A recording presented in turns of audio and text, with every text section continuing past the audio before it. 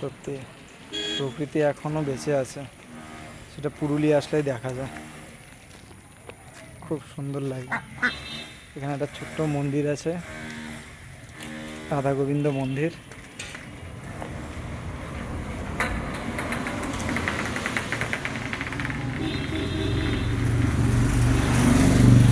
খুব সুন্দর লাগে এখানে মন্দিরে এখনো বাচ্চারা, মানে এখানকার লোকাল যে ছেলেরা আছে, লাট্টু খেলছে। এই লাট্টু খেলা তো আমাদের কলকাতাতে উঠেই গেছে, শহরে এইসব এখন বাচ্চারা খেলেই না।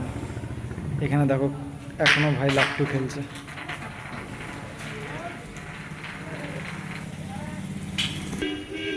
সাথে আছে এখানে ধীরেঘুটু নবযুগ ছৌ নৃত্য পার্টি। এখানে ছৌ নাচের নানান রকম, হয়তো যারা করেন তাদের কিছু